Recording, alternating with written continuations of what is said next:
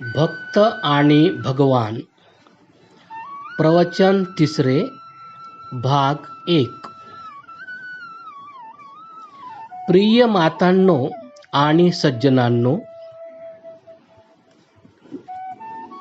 दोष कोणात असत नाहीत. सगळीकडे मायावी माया जाल पसरले आहे. मनाला मोह निर्माण करणारे, संकटमय संसार निर्माण करणारे, जिकडे तिकडे अंधारच अंधार, पदोपदी ठोकर लागते.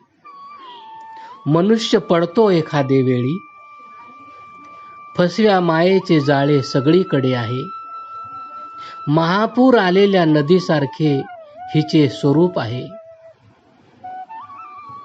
इंद्रियांचे अधीन असलेला आत्मा या मायारूपी नदीत वाहत जात आहे. तेव्हा असा एखादाच माणूस सापडेल की ज्याचे वस्त्र भिजले नाही, म्हणजे या मायाजालात तो सापडला नाही. या मायेचे खरे स्वरूप त्यास ओळखायला येते जेव्हा त्याच्या हृदयात ईश्वर प्रेम जागृत होते आणि पश्चातापाच्या प्रकाशात त्याला आपली चूक दिसते. तो ऋग्वेदात दिल्याप्रमाणे परमेश्वराची विनवणी करतो. हे प्रभो, माझेकडून घोर अपराध झाला आहे, पण हे दयाघना मला क्षमा कर, माझ्यावर कृपा कर. मी तुला शरण आलो आहे. माझ्या अपराधाकडे पाहू नकोस. तो दूर कर व आपले नाव सार्थ कर. माझ्या प्रेमाची लाज राख. सुखद चरण तेरे प्रभु मेरा नत यह माथ. शरण पडे की लाज को राखो दीनानाथ. चोराला चोरी झाल्यावर पश्चाताप होतो. एखादा लहान मुलगा अपराध झाल्यावर आईसमोर खाली मान घालून उभा राहतो व म्हणतो, आई, माझेकडून अपराध झाला आहे. तू आई आहेस. मी अजाण बालक, मला क्षमा कर. या अज्ञानरूपी चिखलातून मला काढ, मला कडेवर घे. याप्रमाणे प्रभूचा खरा भक्त व्याकुळ होऊन म्हणतो, सब जग भुल्लन हार है, एक अभुल्ल करतार. जीवनात प्रत्येक माणसाकडून चूक होते, अपराध होतो. निर्दोष असा एक परमात्माच आहे. बंधूंनो, अगदी साधी गोष्ट आहे. चूक झाली नसती तर हा देह कसा प्राप्त झाला असता? काही पुण्यकर्म घडले असेल तर काही पाप. दोन्ही कारणाने हा मनुष्य देह मिळाला तो यासाठी की पूर्वी ज्या काही चुका झाल्या असतील त्या यावेळी सुधाराव्यात. यजुर्वेदाच्या 20व्या अध्यायात 3 मंत्र आहेत. त्यात अशीच परमेश्वराला हाक मारली आहे. ऐका ते मंत्र.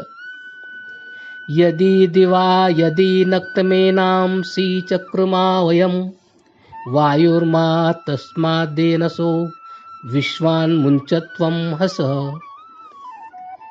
अर्थात, हे देवरूप भगवन, परमबल महाशक्तिमान प्रभो, आमचेवर कृपा कर. जोराने वाहणारा वारा ज्याप्रमाणे काडी कचरा उडवून फेकून देतो, त्याप्रमाणे हे आमचे पाप जे रात्री किंवा दिवसा, अंधारात किंवा प्रकाशात आम्ही केले आहे, ते तू नष्ट कर. आणि यदि जागृत यदि स्वप्न एनंसी चक्रुमा वयम सूर्यो मा तस्मान देशो विश्वान मुंचत्वम हस. हे प्रभो, सूर्यकांतीप्रमाणे दैदिप्यमान असणाऱ्या परमेश्वरा, मार्तंडाची प्रचंड किरणे ज्याप्रमाणे प्रत्येक जंतूचा, कीटाणूचा नाश करतात, त्याप्रमाणे हे कृपासागरा, आमचे पाप जे जागेपणात किंवा झोपेत, जाणून किंवा अजाणता केले आहे, ते नाहीसे कर. आणि यद्ग्रामे यदरण्ये यत्सभायां यदिंद्रिये यच्छुद्रे यदर्ये यदेनश्च कृमा वयं यदेकस्यादि धर्मणि तस्यावयजनम् असि. गावामध्ये, जंगलात, सभेत ज्यांच्या आज्ञेचे पालन आम्ही करावयास पाहिजे अशा वडील लोकांच्या संबंधात, ज्यांचे रक्षण आम्ही करावे अशा सेवकांच्या बाबतीत, कोणत्या व्यक्तीला धर्मापासून दूर करण्याचे संबंधात किंवा कोणत्याही गोष्टीत किंवा नाक, कान, जीभ, हात, पाय इत्यादी इंद्रियांकडून कोणतेही पाप घडले असेल तर हे पतितपावना परमेश्वरा, या पापापासून तू आम्हाला मुक्त कर. आपण परमेश्वराचे स्वरूप पाहावे म्हणून आपणास डोळे मिळाले आहेत. ईश्वराचे गुणगान ऐकण्यासाठी कान आहेत. प्रभू प्रेम जागृत करण्यासाठी हृदय मिळाले आहे. परंतु कधी कधी उलट कृती होते. डोळे, कान, हृदय भटकते, भलतीकडे जाते, अपराध होतो, चूक होते. तेव्हा भक्त हात जोडून प्रार्थना करतो, यन्मे छिद्रम चक्षुषो हृदयस्य मनसो वातितृष्णं बृहस्पतिर्मे दत्तदातु शन्नो भवतु भुवनस्य यस्पती. अर्थात, हे परम विशाल महात्मन, डोळ्याने, हृदयाने किंवा मनाने किंवा कोणत्याही इंद्रियाने माझेकडून कोणताही अपराध झाला असेल तर हे जगन्नायका, तू अपराधाची क्षमा कर.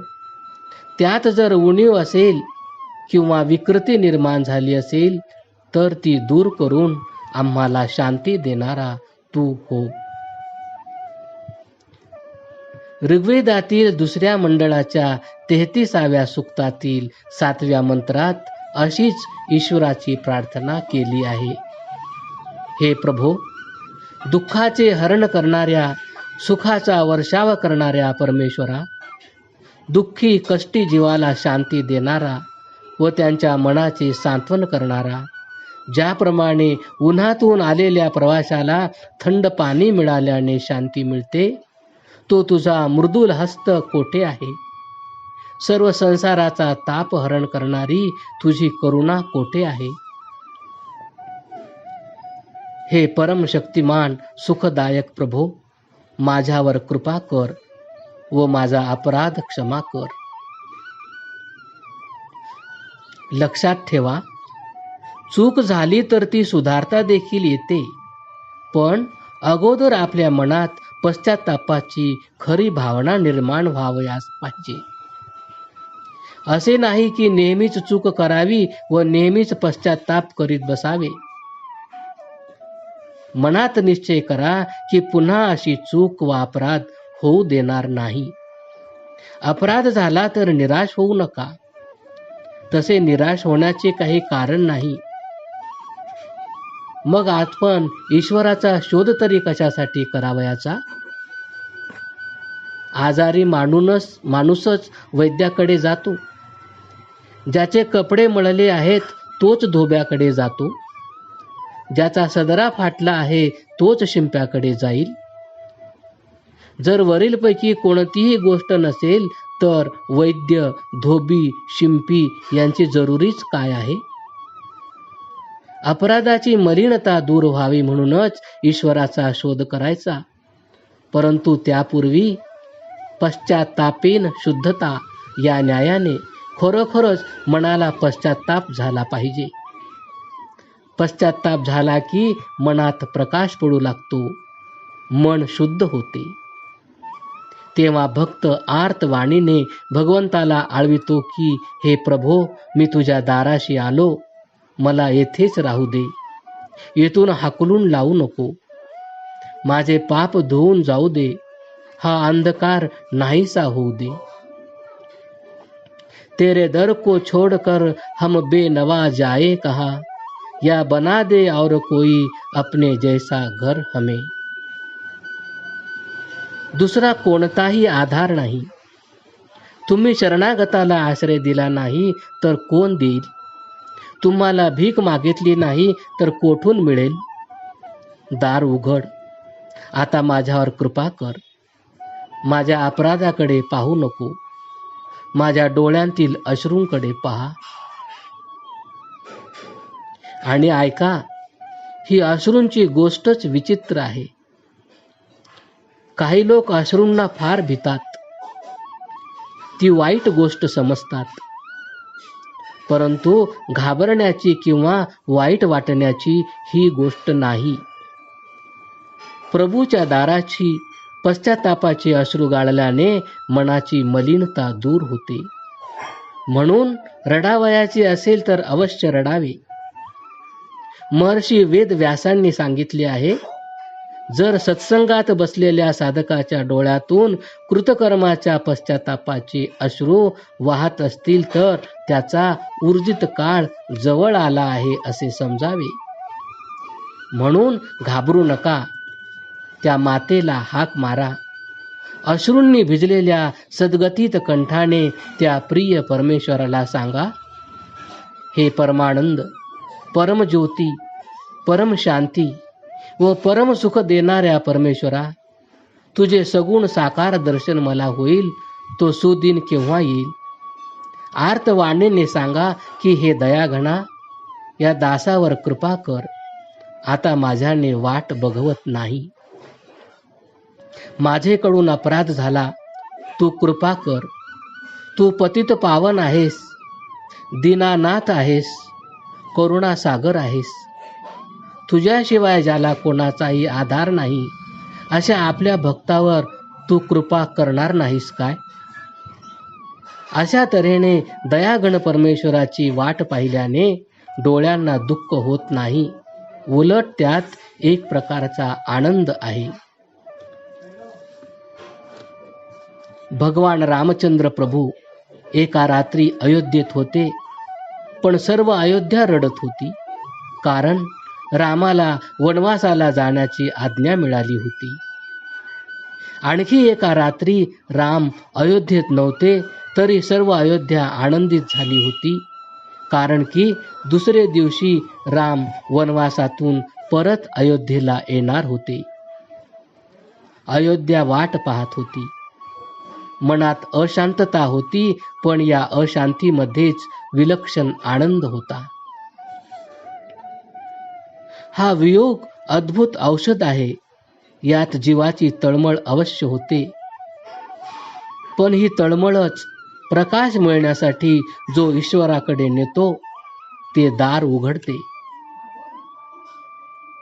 विरह जगावे दर्द को, दर्द जगावे जीव, जीव जगावे सूरत को, पंच पुकारे पीव. पंच प्राण एकवटून आर्तवाणीने परमेश्वरास हाक मारतो. या आर्ततेत जो दुःखयुक्त आनंद आहे, त्याचा अनुभव ज्याला वियोगाचा आजार झाला आहे तोच घेऊ शकतो. तेव्हा मिलनाची इच्छा असूनही तो निरीच्छ बनतो. सुख दुःख समान वाटतात.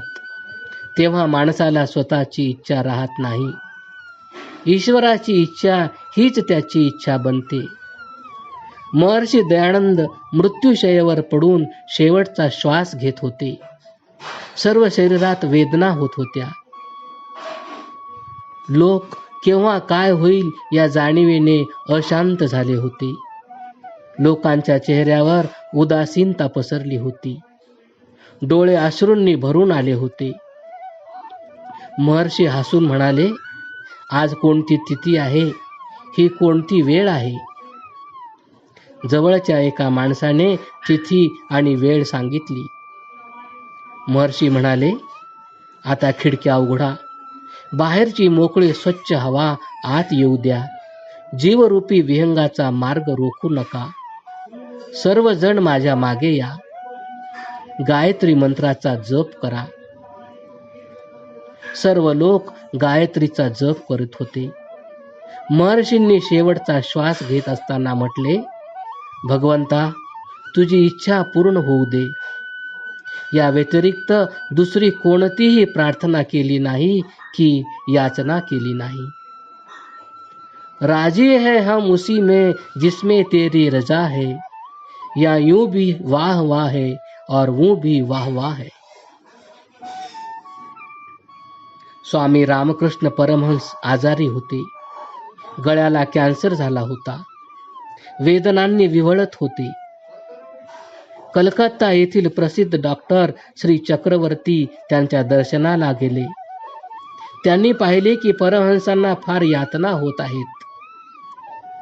हेही जाणले की वैद्यकीय शास्त्राची देखील काहीच मदत होऊ शकत नाही. त्यांचे जवळ बसून म्हणाले, योगीराज, वैद्यकीय शास्त्र या बाबतीत निरुपयोगी आहे, पण आपली आत्मशक्ती हा रोग दूर करू शकते. आपण आपल्या योगशक्तीला सांगा की यातना दूर कर. परमहंस हसून म्हणाले, मी समजत होतो की आपण सुज्ञ आहात, विद्वान पंडित आहात, पण आपण हे सुज्ञासारखे बोलत नाही. या अस्थि मांसाच्या देहाकरिता जर मी आपल्या योगशक्तीला व आत्मबलाचा उपयोग केला तर मला कोण सुज्ञ म्हणेल.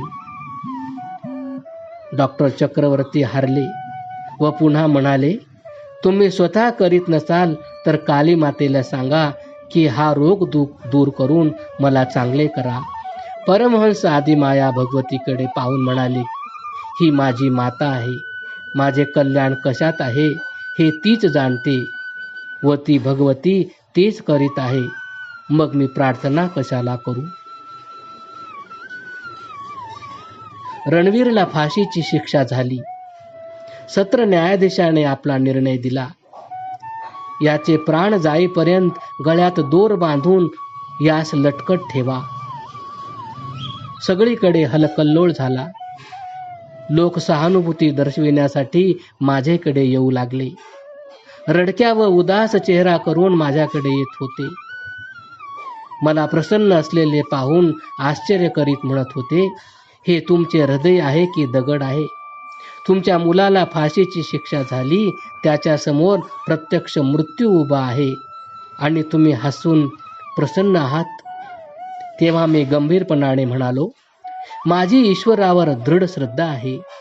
माझा रणवीर मला मिळण्यात जर माझे कल्याण होणार असेल तर जगातील कोणतीही शक्ती त्याला मारू शकणार नाही, आणि तो परत माझ्याकडे न येण्यास जर माझे कल्याण होणार असेल तर जगातील कोणतीही शक्ती त्याला वाचवू शकणार नाही. तर मग मी शोक कशाला करू. ही अवस्था ती आहे की जो दृढ श्रद्धेने निर्माण होते, आणि ही श्रद्धा तेव्हाच निर्माण होते की जेव्हा हृदयात ईश्वराविषयी प्रेम जागृत होते. अशा वेळी परमेश्वराने भक्ताची हाक न ऐकली तरी तो निराश होत नाही. उत्साहाने तो म्हणतो, आए हैं तेरे दर पर तो कुछ करके हटेंगे, या वसल ही होगा या फिर मर के उठेंगे. ज्याच्या हृदयात अशा भक्तिप्रेमाचा अग्नी प्रज्वलित होतो त्याला ईश्वराचा विरहरूपी अग्नी देखील सुखद शीतल वाटू लागतो. तो सतत भगवंताचे चिंतन करीत राहतो, त्याचे गुणगान करतो, त्याचेच संकीर्तन करीत असतो. त्या भगवंताचा वियोग हा देखील त्याचे करता योग बनतो. लैला मजनूची गोष्ट. एक वेळ मजनू आजारी पडला. रक्तदाब वाढला, ताप वाढू लागला. वैद्याने निर्णय घेतला की याचे शरीरातील थोडेसे रक्त काढले पाहिजे. त्याने रक्त काढणारास बोलाविले. मजनूचे हातपाय बांधले. रक्त काढणाराने कातडी कापण्यासाठी शस्त्र काढले. तोच मजनूने विचारले, तुम्ही हे काय करीत आहात. वैद्य म्हणाला, या शस्त्राने तुझ्या शरीरातील रक्त काढणार आहे. मजनू ओरडतच म्हणाला, थांबा, असे करू नका, शस्त्र माझ्या अंगास लावू नका. वैद्य म्हणाले, अरे मजनू आणि शस्त्राला भीतो. लैला लैला असे म्हणत तू दाट जंगलात भटकत फिरतो. सापाला भीत नाहीस, वाघाला भीत नाहीस, हिंस्र पशूंना भीत नाहीस, या शस्त्राला भीतोस. मजनू म्हणाला, वैद्यराज, मी या शस्त्राला भीत नाही. मला दुसऱ्याच एका गोष्टीची भीती वाटते. माझ्या हृदयात, माझ्या प्रत्येक श्वासात, माझ्या अंगातील रक्ताच्या प्रत्येक बिंदूत लैला आहे. जर त्या लैलाला हे शस्त्र लागले तर मी काय करू? म्हणूनच हा ताप तसाच राहू द्या. मी मरण पत्करीन, पण लैलाला घायाळ होऊ देणार नाही. ही त्या माणसाची अवस्था आहे की ज्यात प्रेमाचा अग्नी प्रज्वलित होऊन उठतो. ईश्वर प्राप्तीकरिता असा प्रेमरूपी अग्नी प्रज्वलित झाला की सगळीकडे ईश्वरच दिसू लागतो. सगळे विश्व ईश्वरमय दिसू लागते. भक्ताला प्रत्येक ठिकाणी भगवंतच दिसतो आणि त्याला तो हाक मारित असतो. ईश्वर प्रत्येक ठिकाणी आहे ही गोष्ट जरा विचित्र वाटते. ईश्वर आहे पण तो दिसत नाही. प्रत्येक रूपात तो आहे पण त्याचे रूप मात्र अदृश्य आहे. कारण की ह्या बाह्य चक्षुंना तो दिसत नाही. त्याचे दर्शन अवश्य होते पण ती दृष्टी निराळी आहे. ती कोणती दृष्टी आहे की जिला त्या मनमोहन प्रभूची आनंदमय महाज्योती दिसते. इकबाल कवीने या बाबतीत म्हटले आहे, बाहर की आंख से न तमाशा करे कोई, हो देखना तो दीदाए दिल वा करे कोई. बाह्य दृष्टीला तो दिसत नाही, अंतर्दृष्टीला तो दिसतो. लोक ज्याला बाह्य दृष्टीने पाहू इच्छितात, मनुष्याला प्राप्त झालेल्या अल्पबुद्धीने जाणू इच्छितात, या प्रकारे तो दिसतही नाही व त्याला जाणू शकत नाही. तो अनंत आहे, त्याला जाणणार कोण? काही लोक मला विचारतात की तुम्ही ईश्वराला पाहिले आहे तर तो कसा आहे हे आम्हाला सांगा. मी सांगतो, तो परमानंद आहे. पुन्हा ते मला विचारतात, तो परम आनंद काय आहे? मी आश्चर्याने विचार करतो की यांना तो आनंद कसा सांगू. एक आंधळा माणूस होता. त्याचे जवळ दुसरा माणूस गूळ खात बसला होता. पहिल्याने विचारले, तू काय खात आहेस? दुसरा म्हणाला, गूळ. गूळ कसा असतो? गोड. गोड कसा असतो? अरे बाबा, साखर गोड असते ना. साखर कशी गोड असते? जसे बत्तासे असतात तसे. बत्तासे कसे गोड असतात? पाक असतो तसा. पाक कसा गोड असतो? दुसरा माणूस त्रासून म्हणाला, अरे बाबा, खाऊन पहा. गोड खाण्याने समजते. चाखण्याची वस्तू आहे, सांगण्याची नाही. अशीच स्थिती ईश्वराची आहे. तो कसा आहे हे कोणी सांगू शकत नाही. यम, नियम, आसन, प्राणायाम, प्रत्याहार, धारणा व ध्यान या 7 अवस्थांतून पुढे गेल्यावर मनुष्य जेव्हा समाधी अवस्थेत पोहोचतो तेव्हा त्या परमात्म्याचा शोध लागतो. या समाधी अवस्थेत जा. तो परमानंद परमज्योती स्वरूप परमात्मा तुमचे समोर येऊन उभा राहील. तो आनंद सांगता येत नाही, कोणी सांगू शकत नाही. बाहेरच्या दृष्टीला तो दिसत नाही. त्याचे दर्शन अवश्य होते, परंतु डोळे बंद केल्यावरच होते. प्रकृतीच्या मायाजालात गुंतलेले हे डोळे बंद करणे आवश्यक आहे. अंदर के पट तब खुले जब बाहर के पट दे. बाहेरचा दरवाजा बंद कराल तर आतला दरवाजा उघडेल आणि बाहेरचा दरवाजा बंद करण्याची भावना तेव्हाच निर्माण होईल की जेव्हा अंतःकरणात भक्ती प्रेम जागृत होईल. नारद मुनीने एका प्रश्नाचे उत्तर देताना सांगितले आहे, ज्या प्रेमात इतर कशाचीही जाणीव राहत नाही आणि जे प्रेम उत्पन्न झाल्यावर मनुष्य त्यातच मग्न असतो, त्या प्रेमाचे नाव आहे भक्ती. भक्तीमध्ये असे प्रेम आहे की तसे कोणीच करू शकत नाही. अशी श्रद्धा आहे की जी क्षणभरही विचलित होऊ शकत नाही. अशी निष्काम भावना आहे की जिच्यात कपट नाही, भीती नाही, संकट नाही. प्रियतम परमेश्वरा व्यतिरिक्त कशाचीही इच्छा नाही. हे जाणा की तीच सर्व काही आहे. रात्रंदिवस तिचे स्वरूप पहा, तिच्या आज्ञेप्रमाणे वागा.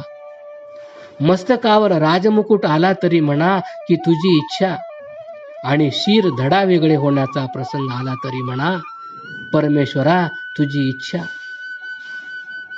ही भक्ती आहे. वियोगामुळे प्रेमाला भरती येते, तेव्हाच भक्तीचा जन्म होतो. भक्ती आणि अनुराग यात फारसा फरक नाही. गुरु आणि पिता यांच्याविषयी मुलांच्या मनात जो अनुराग असतो त्याला श्रद्धा म्हणतात. पतीविषयी पत्नीच्या हृदयात किंवा पत्नीविषयी पतीच्या अंतःकरणात जो अनुराग असतो त्याला प्रेम म्हणतात. माता पित्यांच्या हृदयात आपल्या मुलाविषयी जो अनुराग असतो त्यास वात्सल्य म्हणतात. आणि ईश्वराविषयी मानवाच्या हृदयात जो अनुराग उत्पन्न होतो त्यास भक्ती म्हणतात. विरह आणि प्रेम यांनी भरलेली भक्तीची ही भावना जेव्हा उत्पन्न होते तेव्हा मनुष्याची मनस्थिती विचित्र होते. त्याच्या अंतःकरणात अशी अशांती निर्माण होते की जी त्याला समजत नाही. अपनी हालत का कुछ एहसास नहीं है मुझको, मैंने औरों से सुना है कि परेशान हूं मैं. अशी अवस्था त्याची होते. जीवनाचा भार वाटू लागतो. माणसाच्या मनावर उदासीनतेची छाया पसरलेली असते. परंतु ही उदासीनता, अशांती, अस्थिरता यात देखील एक प्रकारची अद्भुत मादकता असते. परंतु भक्ती उत्पन्न झाल्याने साध्य किंवा लक्ष्य प्राप्त होत नाही. साध्य तर अजून दूरच आहे. आता तर साध्याकडे जाण्याचा मार्ग मिळाला. परंतु घाबरून जाऊ नका. मार्ग सापडला तर साध्य प्राप्त होणारच आहे. भक्तीची भावना जागृत झाली की दर्शन अवश्य होतेच. कशा प्रकारे होते? ऋग्वेदाच्या 7व्या मंडलाच्या 86व्या सूक्तातील 6व्या मंत्रात दिले आहे की न स सो दक्षो वरुण स्तुती सा सुरा मन्युर्विविधको अचिंती अस्ति जायान कनियस उपारे स्वप्नश्चेन नृतस्य प्रयोता. प्रथम या मंत्राचा सरळ अर्थ ऐका. हे वरुण देवा, जे माझे स्वतःचे स्वरूप आहे ते काही अनर्थाकडे घेऊन जाणारे नाही. मग ही आपत्ती का आली? या मार्गात धृती वासना पहाडासारखी उभी आहे. कामवासना व इतर वासना, दारूसारखी व्यसने या बुद्धीला भ्रष्ट करणाऱ्या गोष्टी आहेत. अनाठायी उत्पन्न होणारा हा क्रोध भीती निर्माण करीत आहे. हा भयंकर लोभ, खोटा मोह आणि भय हा बुद्धीचा ऱ्हास करीत आहे. या सर्व कारणांनी मी आपणापासून दूर गेलो आहे, मार्गापासून भटकत आहे. हे वरुण देवा, पहा, मी एक लहानसा जीव आहे. वडील भावाप्रमाणे माझा हात धर, माझे रक्षण कर. तूच मला वाचवू शकतोस, दुसरा कोणीही वाचविणारा नाही. या मंत्रात ईश्वरालाच वरुणाच्या नावाने हाक मारली आहे. वारंवार वरुण हा शब्द या मंत्रात का आला आहे? कारण की यात भक्त भगवंताजवळ जाण्यासाठी प्रार्थना करीत आहे. भक्तीची भावना त्याच्या मनात जागृत झाली आहे. ईश्वरापेक्षा अधिक सुंदर व प्रेमळ दुसरा कोणीही नाही. वरुण याचा अर्थ ज्याला सर्व सुंदर समजून मनाला मोहविणारा, महान शक्तिमान व सुख देणारा समजून वरले आहे असा आहे. आपल्या या प्रियकराला भक्ताने प्रथम विचारले, मला तू केव्हा भेटशील? नंतर विचारले, माझ्याकडून कोणता अपराध झाला आहे? नंतर म्हणाला, माझ्याकडून अपराध तर झालाच आहे, आता कृपा कर, मला दर्शन दे, मी तुला ही भिक्षा मागत आहे. परंतु आता तो भक्त स्वतःच विचार करतो की परमेश्वर मला का भेटत नाही? माझ्यामध्ये व ईश्वरामध्ये कोणती भिंत उभी आहे? विचार करून म्हणतो, मी तर आत्मा आहे. आत्मा अनर्थाकडे जात नाही. मग कोणते कारण आहे की ज्यामुळे मला भगवंताचे दर्शन होत नाही? माझा असा कोण शत्रू आहे की जो ईश्वराला माझेपासून दूर ठेवत आहे? अशी कोणती भिंत आहे की जी त्याच्या व माझ्यामध्ये उभी आहे? ही वासनाच पहिली आणि सर्वात मोठी भिंत आणि बुद्धी भ्रष्ट करणारी ही दारू, मस्ती निर्माण करणाऱ्या इतर मादक वस्तू. परंतु या सर्वांना जन्म देणारी तर वासनाच आहे. क्रमशः